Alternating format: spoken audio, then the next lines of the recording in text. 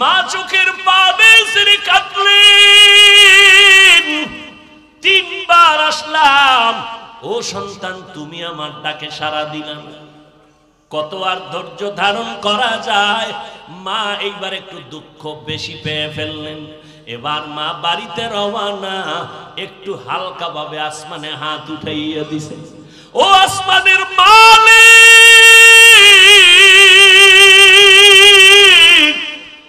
কত ধৈর্য ধারণ করব, মনটারে মানাইতে পারি না রে মালিক। আসমানে একটু বলে দেই রে মাওলা, আমার সন্তান তোমার ইবাদত করনেওয়ালা বান্দা।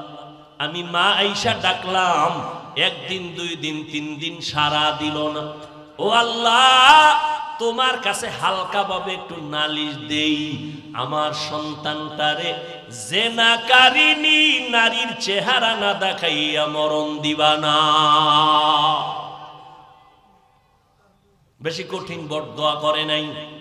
যদি কইতো জেনা না করাইয়া মরণ দিবার, তো কঠিন হয়ে যাইত। কিন্তু একজন আল্লাহর খাস বান্দার জন্য এটাও বড় একটা বিচার। মা আসমানওয়ালার কাছে নালিশ দিয়ে দিছেন, আমার সন্তান আমার 3 দিনের ডাকে সাড়া দেয় না। একটু নালিশ দিলাম, আমার ওই আবেদ সন্তানটাকে জেনাকারিনী নারীর চেহারা না দেখাইয়া তুমি মরণ দিও না। সাথে সাথে মায়ের কথাটা আরশে আজিমের মধ্যে কবুল হয়ে গেছে, কবুল হয়ে গেছে মায়ের আরজি। কে ফিরাবে? মা দোয়া করে, মাঝখানে কোনো পর্দা থাকে না আরশে আজিম পর্যন্ত। আল্লাহ আমাদের মা বাপ যারা দুনিয়ায় নাই জান্নাত দান করেন, যারা বেঁচে আছেন আল্লাহ দীর্ঘ নেক হায়াত দান করেন। প্রত্যেকটা সন্তানকে মা বাবার বাধ্য করে দেন আল্লাহ। মা বাবা সন্তানের মাঝে মোহাব্বত বাড়ায়া দেন আল্লাহ। খেদমতে মা দরপে দর কুন সুবহ শাম, তাকে বাসি দর্দ আলম নে কোনা। আপনাদের কষ্ট হইতেছে, আমি কিন্তু ওই প্রশ্ন 4টা রেখে দিছি, মনে আসেনি? 1 নম্বর প্রশ্ন, আলিফ লাম মিম অর্থ নাই দিলেন কেন? মনে আছে? ধৈর্য হবে শোনার মতো। নিজের বাড়ি, এখানে কোনো টাইম নাই, এখানে টাইমের চিন্তা নাই, চিন্তা হইল দোয়া। বহু আল্লাহর বান্দা বসে আছেন যারা দিল থেকে দোয়া করেন, আর এই দোয়া হলো সব থেকে উপরের সফলতায় পৌঁছার পুঁজি।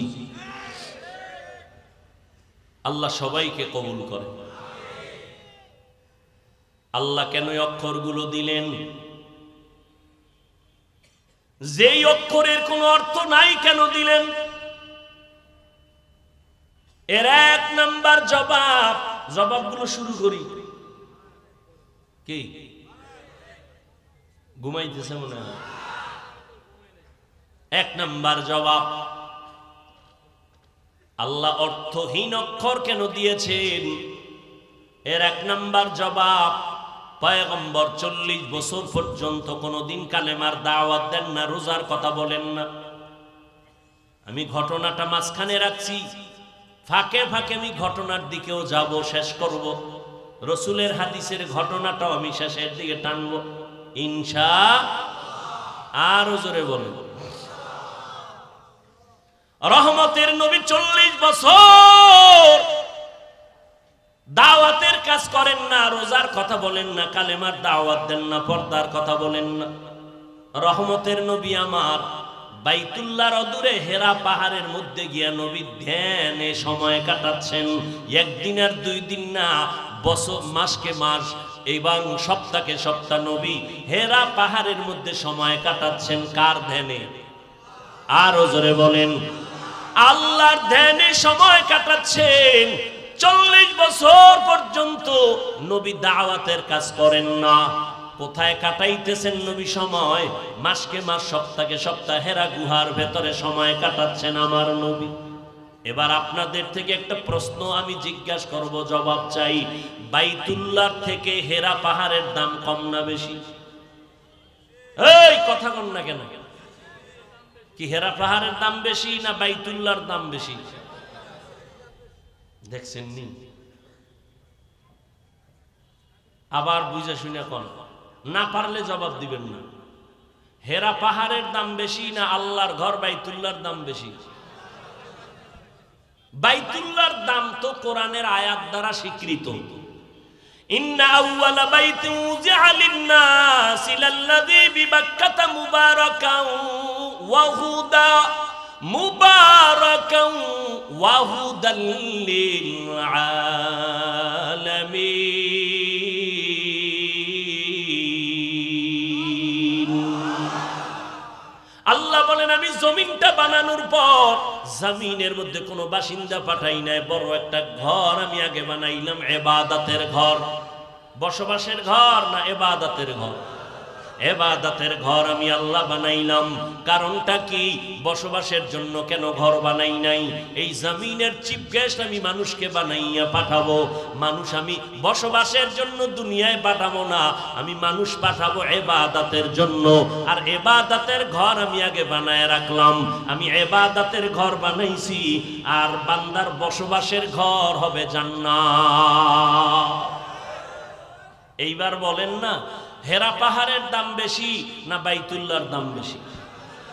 সবাই জবান খুলে বলেন। বাইতুল্লাহর দাম কত? একটা সেজদা দিবেন 1 লক্ষ সেজদার সওয়াব পাবেন। একবার আল্লাহ বলবেন 1 লক্ষ বার আল্লাহ বলার সওয়াব পাবেন। একবার সুবহানাল্লাহ বলবেন 1 লক্ষ বার সুবহানাল্লাহর সওয়াব আল্লাহ দান করবেন। এত দামি বাইতুল্লাহ, যেই বাইতুল্লাহ দিয়ে তাকাইয়া থাকবেন সওয়াব। আল্লাহর ঘর, এত দামি ঘর, নবী এই ঘর বাদ দিয়া হেরা পাহাড়ে কেন সময় কাটাইলেন? মাসকে মাস, সপ্তাহকে সপ্তাহ। এই প্রশ্নের জবাব আমার দেশের মাওলানা সাহেবরা যদি ভালো করে জানতেন, কোনদিন পীর আউলিয়াদের বিরুদ্ধে কথা বলতেন না। আউলিয়ারা ওয়ে কাফের মিশাওয়ার। 1 নাম্বার জবাব হলো, নবীজির 40 বছর পরে হেরা পাহাড়ে কোরআন নাজিল হলো। নবী কোরআন তেলাওয়াত করে করে উম্মতের শোনায় আর বলে আল্লাহর কালামের উপরে ঈমান আনো।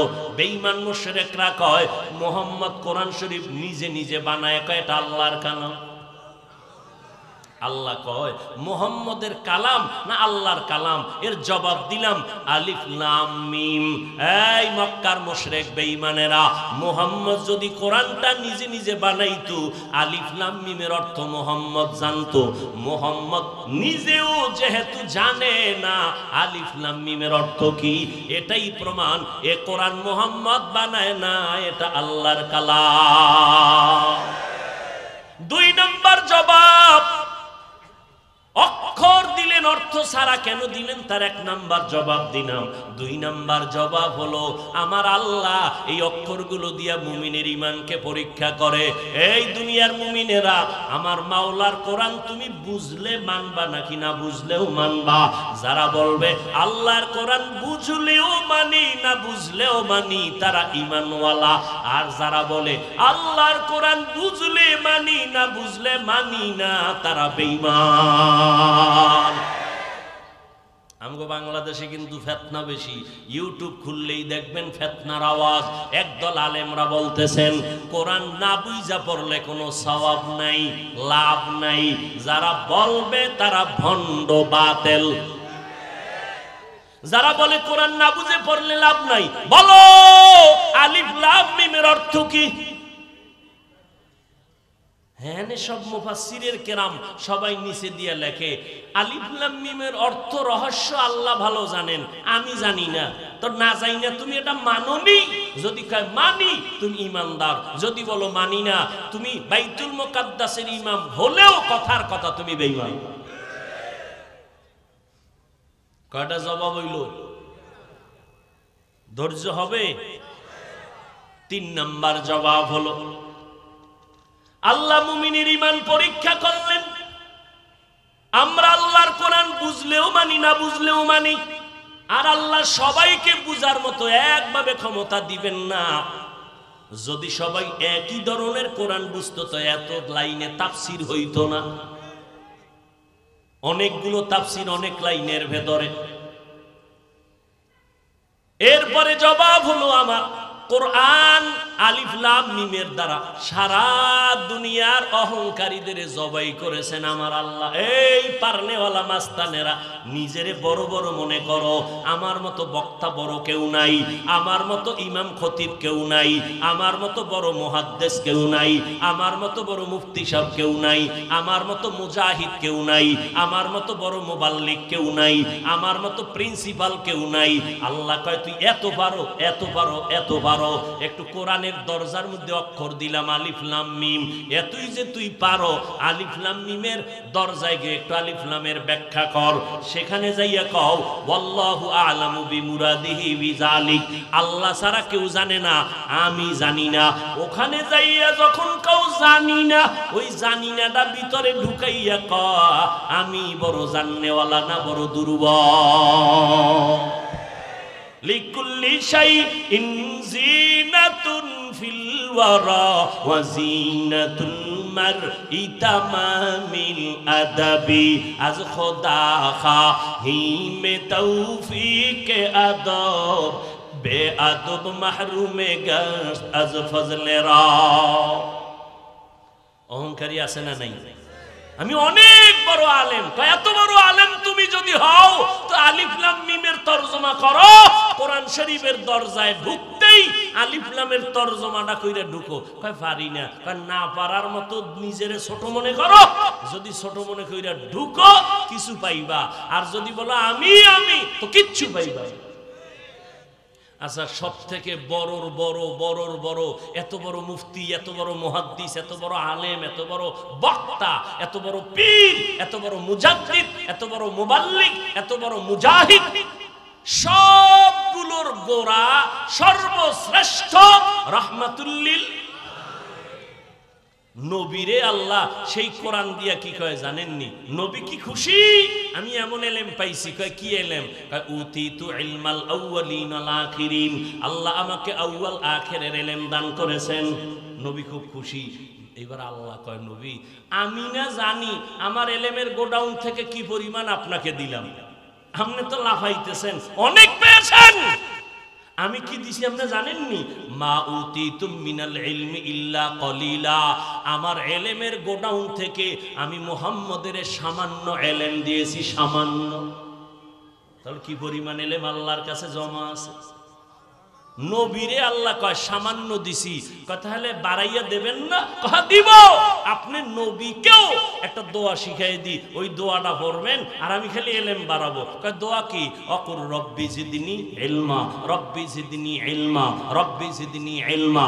নবীও দোয়া পড়ে, ও আল্লাহ এলেম বাড়ায়া দাও, এলেম বাড়ায়া দাও। আমার নবীরে আল্লাহ এলেম বাড়ায়া দিতেছেন, রব্বি জিদনি ইলমা। মাদ্রাসার ছেলেরা, মাদ্রাসার বাচ্চারা এই দোয়াটা পড়েনি? পড়তে পড়তে আল্লাহ এলেমের দরজা খুলে দেয়। হাজী ইমদাদুল্লাহ মুহাজিরে মক্কি রাহমাতুল্লাহ আলাইহি অল্প কিতাব পড়িয়া আল্লাহর দরবারে কান্নাকাটি করেছেন। আমার আল্লাহ কিতাব ছাড়া ইলমে লাদুনি সিনার মধ্যে ঢুকায় দিয়েছে। ইলমে রায়ে জাজু করদন বেহিসাব খলকে রাদা দন জবাবে বাসওয়াব। হ্যাঁ, কয়টা জবাব হয়েছে মনে নাই? থাক, মনে থাকার দরকার নাই, খেয়াল রাখেন। 4টে জবাব হয়ে গেছে। হুশ নাই আপনাদের, ঘুম আসতেছে, পেরেশান, বাসার থেকে টেলিফোন আসতেছে তাড়াতাড়ি যাওয়ার জন্য। আল্লাহ সবাইকে হেদায়াত দান করুন। আর একটা জবাব দেই না, এরপরে সামনে আগাই। শেষ জবাবটা দিলাম, এরে ভাইজানেরা, এই আলিফ লাম মিমের অর্থ আছে, কিন্তু লেখক জানে, পাঠক জানে না।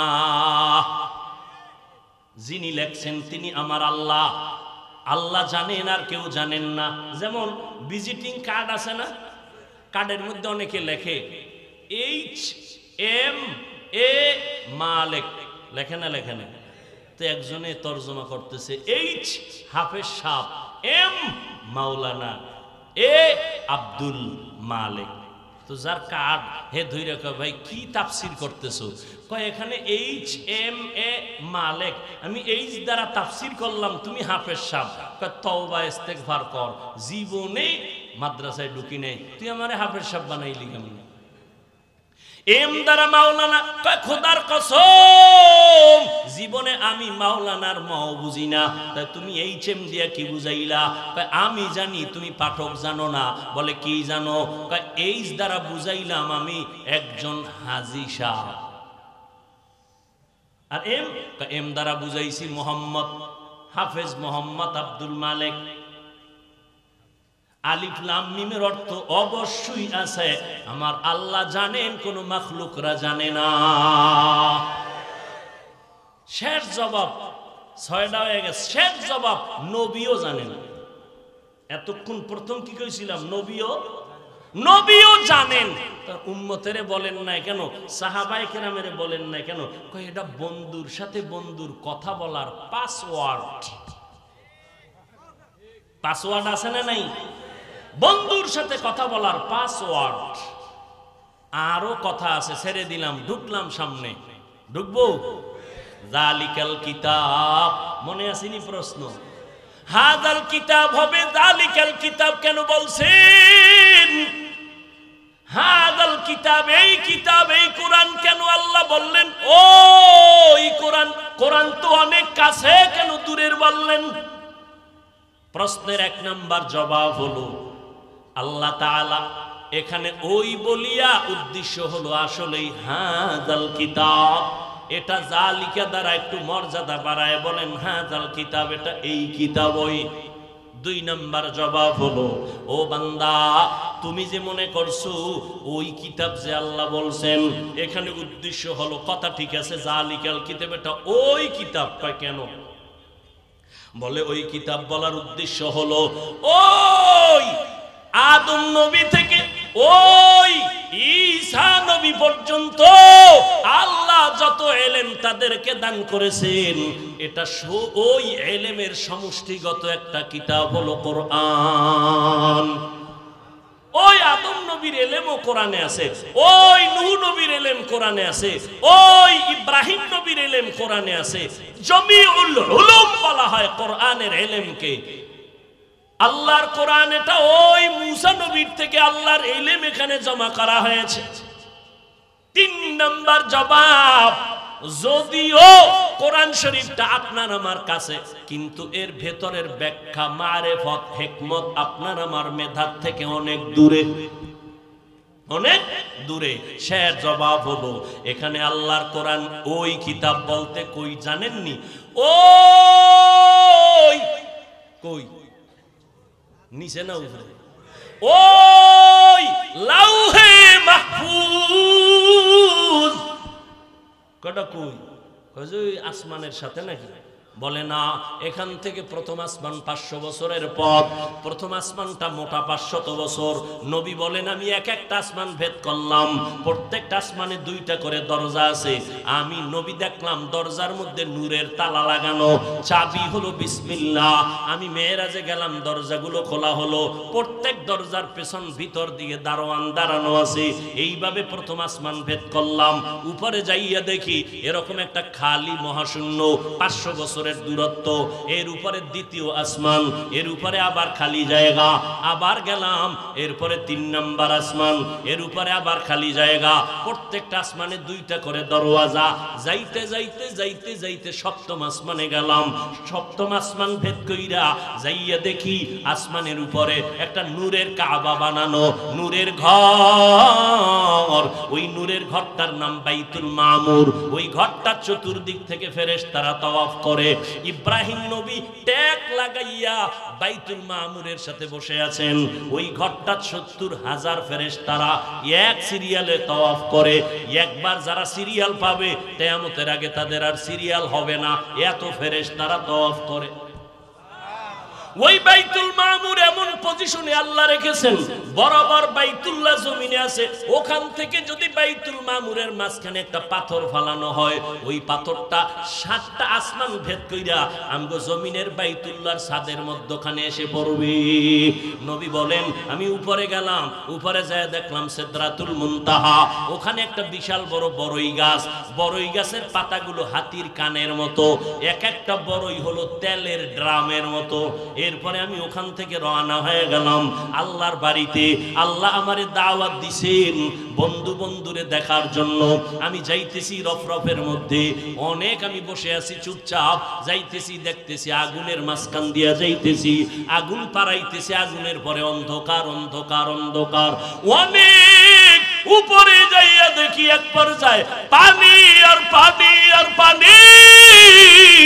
ওই পানি পার হইয়া আর যখন উপরের মধ্যে যাইতেছিলাম, হঠাৎ কইরা দেখি ওই পানির উপরে হঠাৎ আল্লাহর বানানো নূরের তৈরি আরশে আজিম।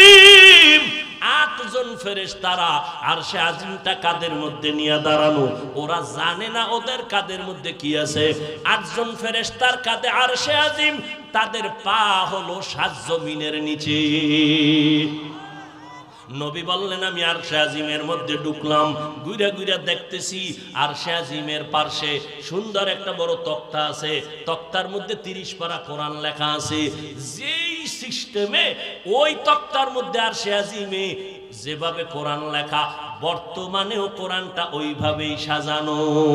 ওখানে আলহামদু সূরা প্রথম, এখানে আলহামদু সূরাটাও প্রথম, ওখানে সূরায়ে বাকারা প্রথম দ্বিতীয়, এখানেও সূরায়ে বাকারা দ্বিতীয়। আল্লাহ কয় জালিকাল কিতাব, এটা জমিনের কিতাব না, এটা ওই লাউহে মাহফুজের কিতাব। ই কালামে জিন্দা কুরআনে হাকিম, হিকমতে উলায়া জামাস্তু কাদিম। এরপরে আরো কথা ছেড়ে দিলাম, জালিকাল কিতাবু লা রাইবা ফি, বলছিলাম কোরআনের মধ্যে কোনো সন্দেহ নাই। আল্লাহ কেন তারপরও বললেন সন্দেহ নাই, বললেন কেন? আল্লাহ তাআলার এই কথার জবাবে মুফাসসিরিনে কেরাম লেখেন, ওরে যদিও সন্দেহ নাই, বড় বড় বেঈমানেরা কোরআনকে সন্দেহ করেছিল। আল্লাহ তাদের চ্যালেঞ্জের মোকাবেলায় বলে আমার কোরআন এমন একটা কিতাব, এর মধ্যে কোনো ভুল নাই। চেষ্টা অপচেষ্টা করিয়াও কেউ ভুল বের করতে পারে নাই, বরং বহু বিধর্মীরা কালেমা পড়ে মুসলমান হয়েছে। হুদাল্লিল মুত্তাকিন, মুত্তাকিনদের জন্য কোরআন হেদায়েত। মুত্তাকিনরা তো এমনি হেদায়েতের উপরে আছে, আবার কোরআন তাদেরকে কিসের হেদায়েত করবে? এর জবাব হলো হেদায়েতের উপরে থাকলেও ভয় না জানি আবার লাইনচ্যুত হয়ে পড়ে যায়। আল্লাহ তাআলা বলেন কোরআন ধরে রাখ, ইস্তেকামতের মাকাম আল্লাহ দান করবেন, লাইনচ্যুত হবে না, আল্লাহ তাআলা দৃঢ়তা দান করবেন।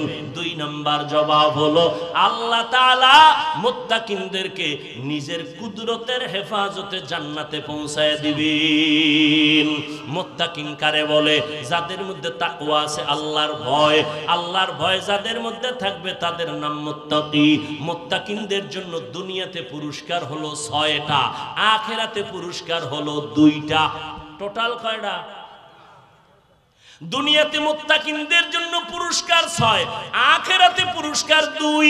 আখিরাতের প্রথম পুরস্কার বিনা হিসাবে জান্নাত।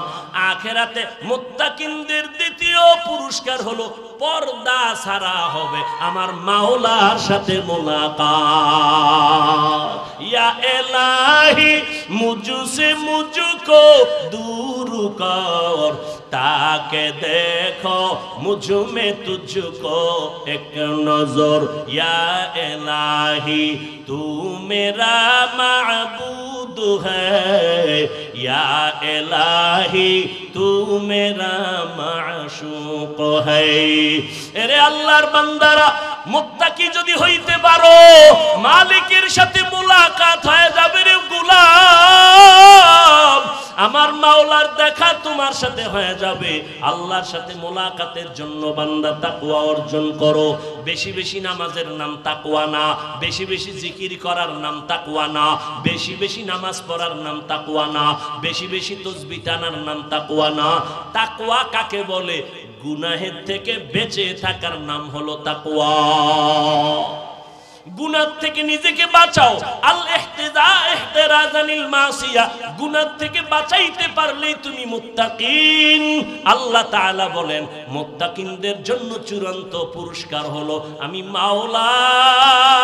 যারা দুনিয়াতে আমার মোহাব্বতের পাগল,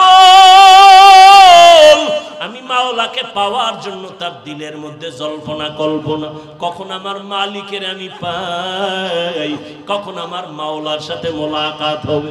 আল্লাহ কয় বান্দা আমার মোলাকাত হাসরের ময়দানে আমি জান্নাতের মধ্যে ঢুকার পরে জান্নাতীদেরকে জান্নাতে বসাইয়া আমি ফেরেশতাদের বলবো আমার বান্দাদের জিজ্ঞাসা করো মনের কোনো আশা আসেনি?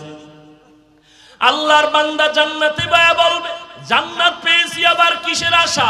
কয় জান্নাতের মালিকরে দেখছো? বলে না দেখি নাই। কয় দেখতে মনে চাইনি? বলে হ্যাঁ মালিকেরে দেখতে মনে চায়। আল্লাহ তখন অর্ডার করবেন হ্যাঁ ফেরেশতারা স্টেজ সাজাও, সুন্দর করে স্টেজ বানাও।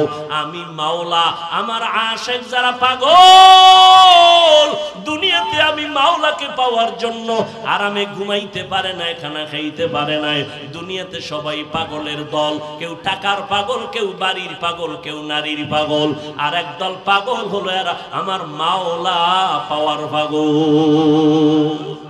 এরে নবীর উম্মতের দল, আল্লাহর পাগল যারা দুনিয়াতে ছিল, আমার আল্লাহ বলবে ফেরেশতারা একটা মঞ্চ সাজায়া দাও, স্টেজের মধ্যে আমি আল্লাহ আমার বান্দাদেরকে নিয়ে মোলাকাত দিব।